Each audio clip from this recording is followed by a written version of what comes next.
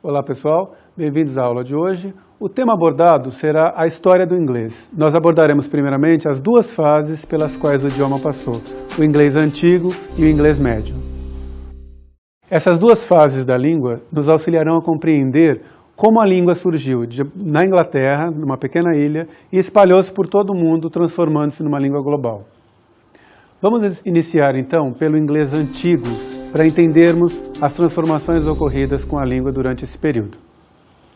O inglês é um idioma da família das línguas germânicas, e o início do idioma está associado às primeiras invasões pelos anglos, pelos saxões, pelos jutos e pelos frísios, que vieram das regiões que hoje correspondem à Holanda, à Alemanha e à Dinamarca.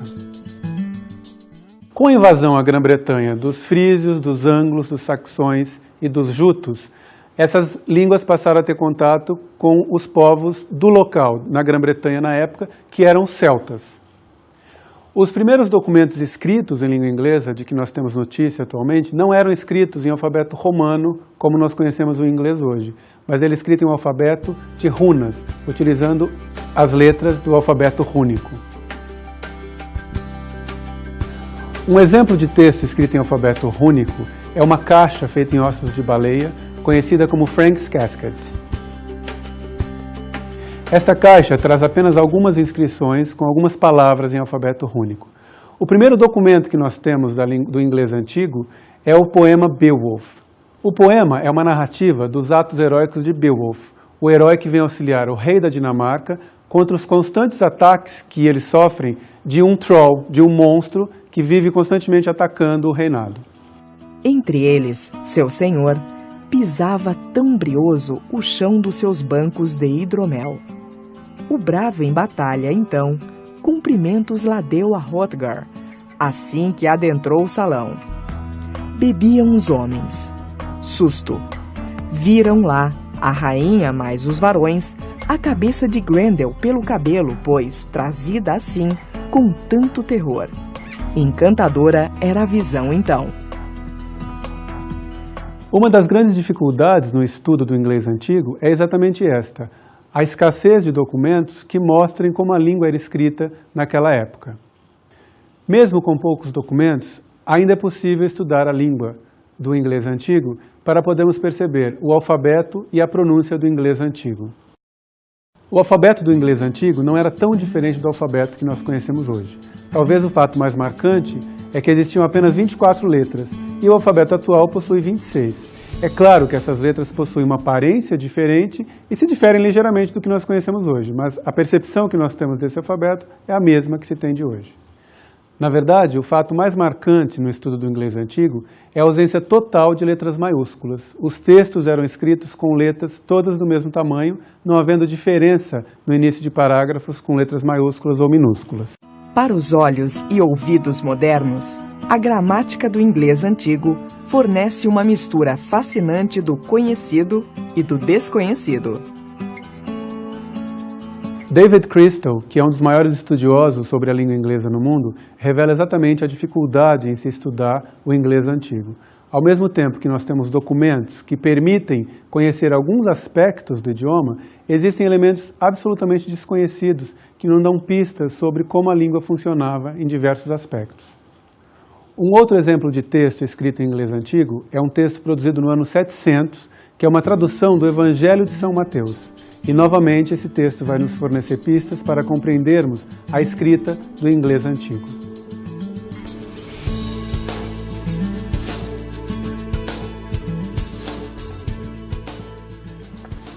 Um dos aspectos mais marcantes no estudo do inglês antigo é a grande transformação que ocorreu com a pronúncia das vogais. Com o passar do tempo, elas foram se transformando e foram se assimilando, causando o que nós chamamos de The Great Vowel Shift, ou seja, a grande mudança das vogais no inglês antigo.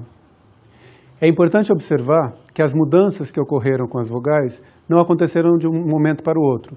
Elas aconteceram gradativamente durante um longo período de tempo. E é também importante observar o fato de que esses estudos são baseados em hipóteses. Portanto, alguns deles podem não ser realmente o que ocorreu durante aquela época. Para compreendermos a transformação das vogais, geralmente as hipóteses são descritas em 8 passos, de acordo com as transformações que foram ocorrendo com as vogais e o modo com que eles foram sendo assimilados. Vamos observar então os 8 passos em que ocorreram as transformações das vogais. No primeiro passo, o I e o U se transformam em vogais mais longas, em um I mais longo e em U mais longo.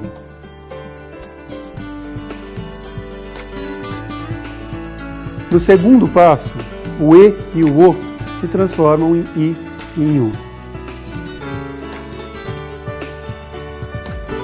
Para o terceiro passo, nós temos a transformação do A em um A um pouco mais longo.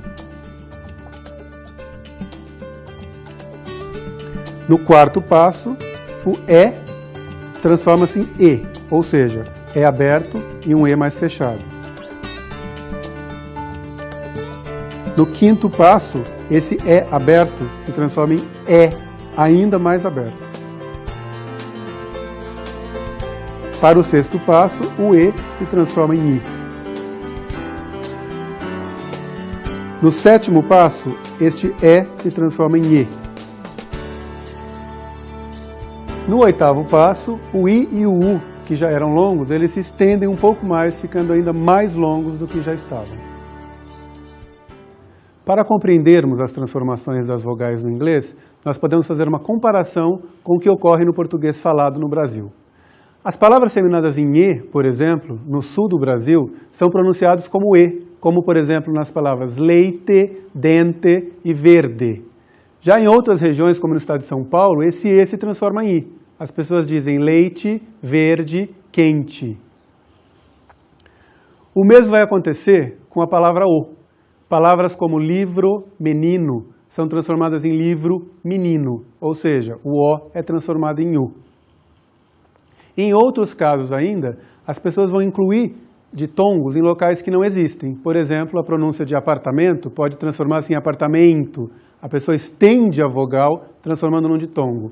Ou, tipicamente paulistano, dizer não estou entendendo, estender esse E dizendo não estou entendendo. O E transforma-se num ditongo, ficando mais longo do que ele já era. É este o mecanismo mais ou menos similar ao que ocorreu na transformação do inglês antigo. Ainda em relação ao inglês antigo, havia muitos dialetos na Grã-Bretanha durante essa época, mas poucos são os documentos que permitem com precisão especificar como é que esses dialetos funcionavam. Mesmo assim, ainda é possível precisar alguns desses dialetos de acordo com o que David Crystal mostra no mapa dos dialetos falados no inglês antigo. Como nós podemos perceber pelo mapa, existiam 4 grandes grupos de dialetos. E existe uma área em que não há precisão sobre o dialeto que se falava nessa região.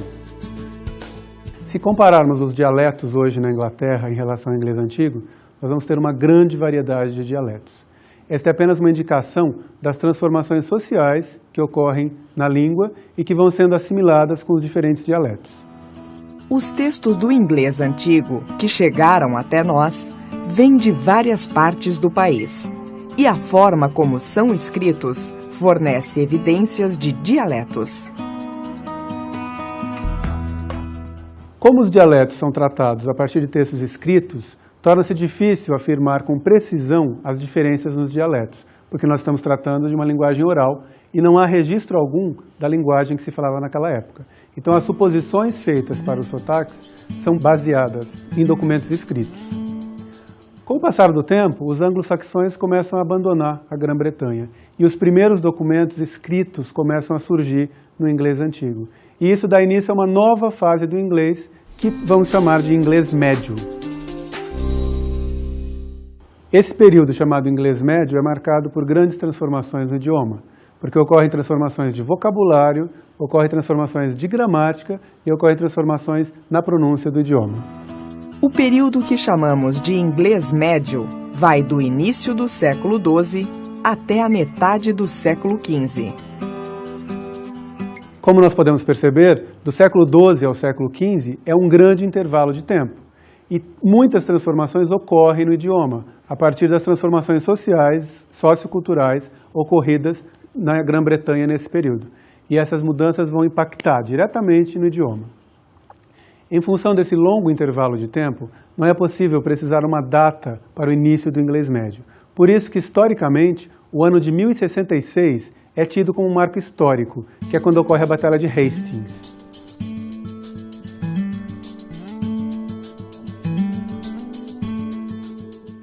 Dessa forma, a partir da invasão dos normandos, grandes mudanças sociais, econômicas e políticas ocorrem na Inglaterra. E é claro que essas mudanças terão impacto direto no idioma. As transformações na língua inglesa nesse período, portanto, vão ser marcados pela grande presença do francês e pelo empréstimo que vai acontecer de diversas palavras francesas, principalmente palavras relacionadas à aristocracia.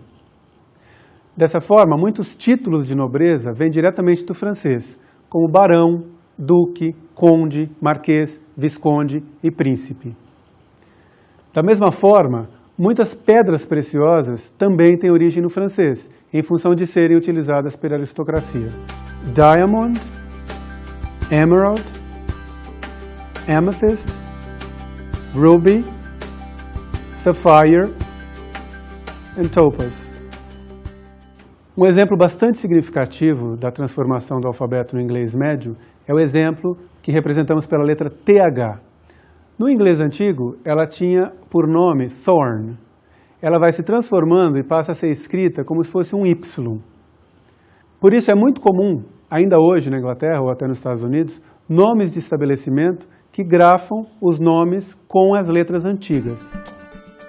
Dessa forma, nós temos nomes de estabelecimentos como The Old Tea Shop, The Old Wine Shop, The Old Coffee Shop. Ou seja, a loja de chá antiga, a loja de vinho antiga ou a loja de café antiga. Ainda em relação ao inglês médio, um fato marcante é a presença de reis normandos que nenhum deles falava o inglês para a sua comunicação cotidiana, ou seja, eles continuavam falando seu idioma natural, que era o normando, que hoje chamamos de francês, uma das variantes do francês.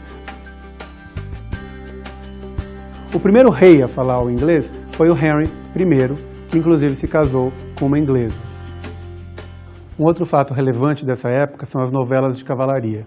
E até hoje nós conhecemos as famosas histórias do rei Arthur e os cavaleiros da Távola Redonda.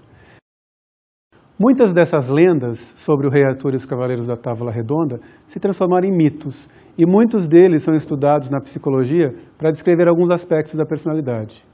Talvez um dos mais famosos seja o Cavaleiro Verde.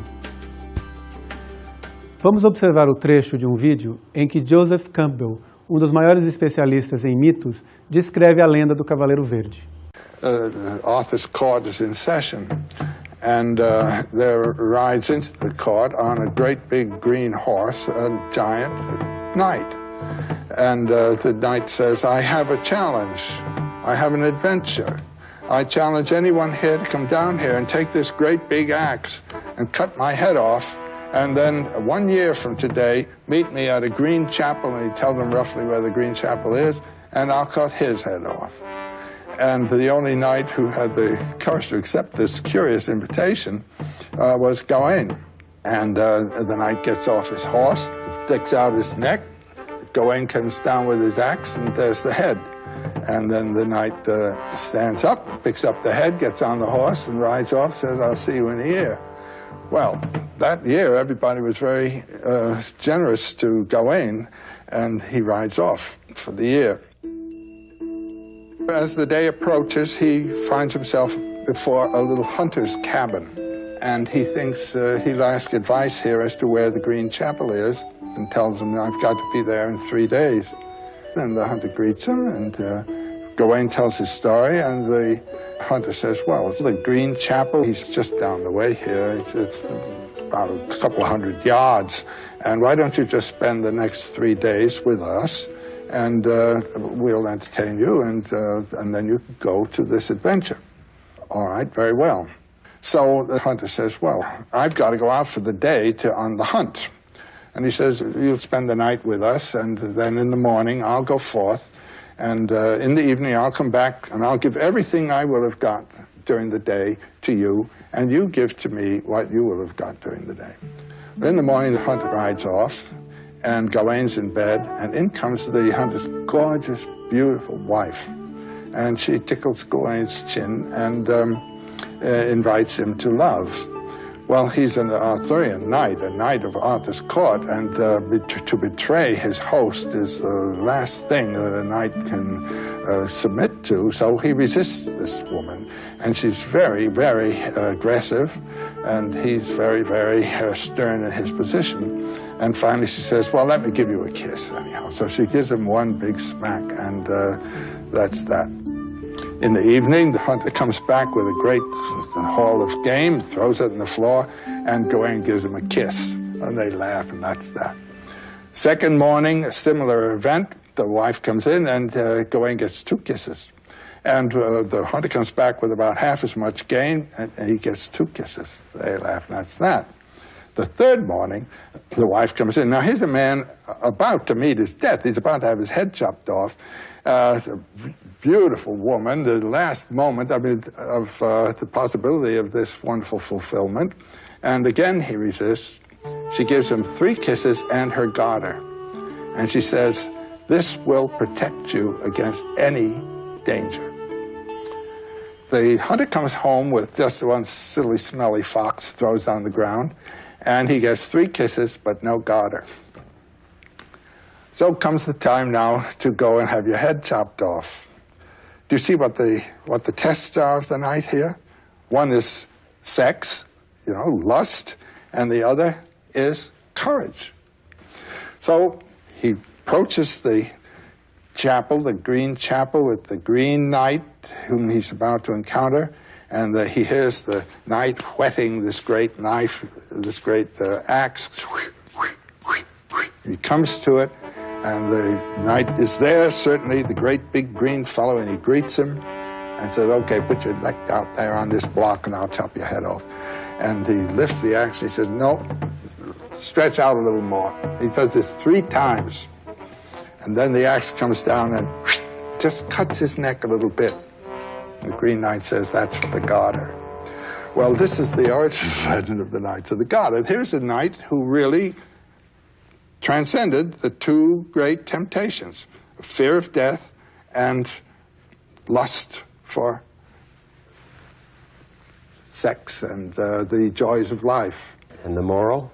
And the moral is that the realization of your bliss, your true being, comes when you have put aside the what might be called passing moment with its terror and with its temptations and its statement of requirements of life, that you should live this way.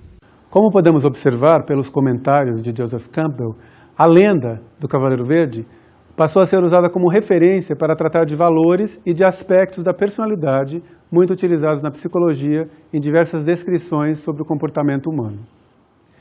Além das lendas sobre o Rei Arthur e o Cavaleiro da Távola Redonda, um outro exemplar de texto produzido durante o inglês médio são os contos escritos por Chaucer. Daí a importância de entendermos Chaucer na literatura inglesa e sua contribuição para a compreensão dos aspectos linguísticos dessa época. A importância de Chaucer. O aspecto que mais chama a atenção na obra de Chaucer é a forma como ele retrata o dia a dia na Inglaterra na época medieval. Ele traz aspectos interessantes do comportamento das pessoas e da maneira como elas agem nos diferentes contextos daquela época. A obra mais importante de Chaucer são os Canterbury Tales, ou, em português, os Contos da Cantuária. Para verificarmos como acontece a escrita de Chaucer e aprendermos sobre os aspectos da Inglaterra nessa época, vamos ouvir um pequeno trecho dos Contos da Cantuária em que nos é relatado o aspecto da vida naquela época. Uma mulher de Bath havia em cena, mas era meio surda, o que era pena. De bons tecidos era fabricante, chegando a superar Ypres e Gante. Tirar-lhe alguém na igreja a precedência no beijo da relíquia era imprudência, porque ela abandonava as boas maneiras e perdia de vez as estribeiras. Seus lenços, feitos das melhores fibras, por certo pesariam bem 10 libras, que aos domingos na testa carregava. Nas calças justas o escarlate usava, e era novo e macio seu calçado, rosto atrevido, belo e avermelhado. Um aspecto gramatical importante da obra de Chaucer é a forma como muitas palavras são grafadas. Muitas delas possuem um E final e os estudos modernos sobre a obra de Chaucer questionam se essas vogais eram pronunciadas ou não, e se eram, de que forma. E isso traz certa dificuldade no estudo de sua obra ainda hoje. As lendas do rei Arthur e as obras de Chaucer nos revelam aspectos importantes da língua dessa época. Então vamos compreender alguns desses aspectos observando elementos linguísticos do inglês médio. Aspectos linguísticos do inglês médio. A ortografia do inglês médio é um fator imediatamente perceptível quando observamos textos produzidos nessa época. Ao observarmos esses textos, vamos perceber que a mesma palavra é grafada de diversas maneiras. Esse fator também revela um outro aspecto da língua. Pelo fato de as palavras serem grafadas de diversas maneiras, isso revela que havia diversos dialetos e em diversas regiões a grafia das palavras variavam de acordo com aquele contexto sociocultural. Para ilustrarmos essa variedade, vamos observar o verbo inglês might e ver as diferentes formas em que ele era grafado em diferentes textos.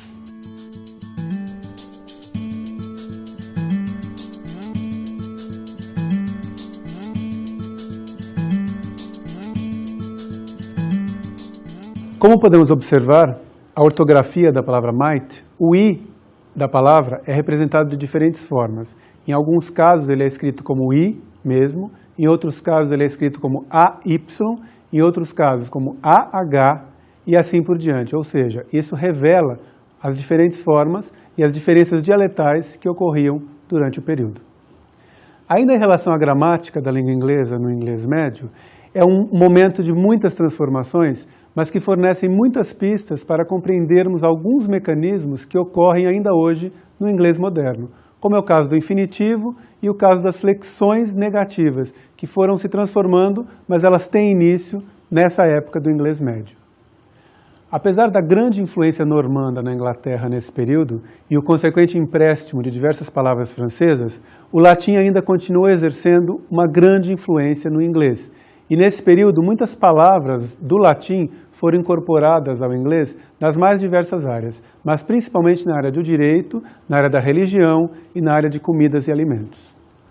Como nós podemos perceber pelas diferentes palavras vindas do latim, elas permanecem até hoje na língua. Inclusive, nós temos as mesmas palavras no português e são grafadas da mesma forma. Ou seja, uma mesma língua, o latim, funciona como fonte e diversas outras nações emprestam as mesmas palavras e as incorporam ao seu idioma. Dentre as diversas palavras advindas do latim presentes na língua inglesa, podemos citar exemplos como client, legal, inferior, solar, immortal, exclude, tolerance. Como podemos perceber, algumas dessas palavras também existem no português, ou com a mesma grafia idêntica ao inglês, ou com pequenas alterações ortográficas, como por exemplo a palavra immortal, é escrita com M só em português, ou a palavra tolerance, que tem o final mudado para tolerância, mas a grafia tem muita semelhança com o latim. Um aspecto cultural interessante na relação entre o inglês e o francês está em alguns campos semânticos em que são usadas as palavras do inglês para uma área e do francês para outra. Vamos ver um exemplo na alimentação.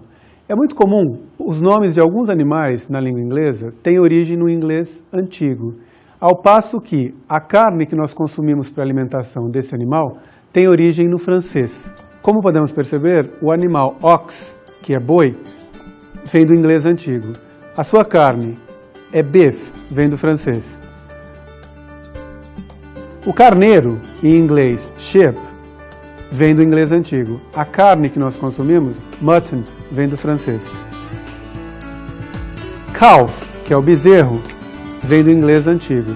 A carne que nós consumimos, veal, vem do francês. Deer, o cervo, no inglês antigo, a carne que nós consumimos se chama venison, que vem do francês. E por último, pig, porco, a carne consumida por nós, pork, vem do francês. Como a característica mais marcante do inglês médio são os empréstimos do francês e as mudanças que aconteceram na gramática e na ortografia, vamos observar algumas palavras de origem francesa e a diversidade de campos em que ocorrem empréstimos do francês na língua inglesa. Como são várias as áreas em que há palavras emprestadas do francês, vamos ver apenas alguns exemplos em 3 campos específicos: na religião, no lazer e na alimentação. No campo religioso, temos palavras como cathedral, catedral, confess, o verbo confessar, ligado à religião, crucifix, de crucifixo. No campo de alimentação, nós temos palavras como cream, para creme, fruit, fruta, e olive, para azeitona. No campo de lazer, nós temos palavras como art, arte, dance, para dança, e music, para música. Como você pode perceber, estes são apenas alguns exemplos de 3 áreas específicas, mas existem diversas outras áreas em que a língua francesa está presente. Uma forma de se conhecer isso é observando dicionários de etimologia que nos dão a origem das palavras e é possível entendermos de que língua essas palavras vieram.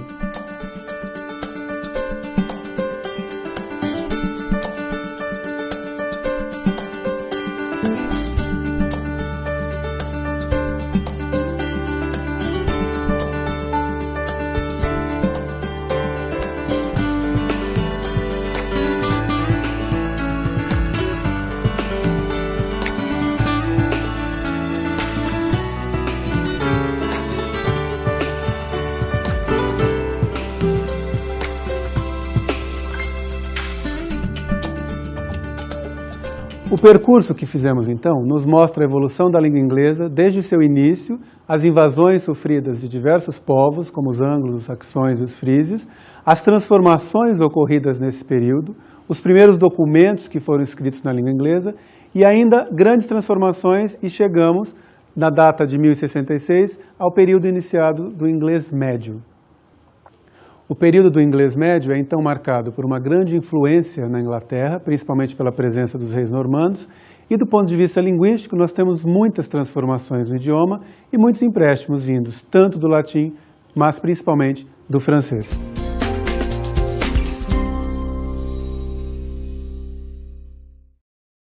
Para que você se familiarize com aspectos linguísticos e culturais do inglês antigo e do inglês médio, é importante que você mantenha contato com filmes, por exemplo, que retratam ou tentam retratar a vida naquela época. Uma dica de filme para a compreensão das lendas do Rei Arthur e os Cavaleiros da Távola Redonda é o filme Lancelot, o Primeiro Cavaleiro, dirigido por Jerry Zucker, distribuído pela Sony Pictures.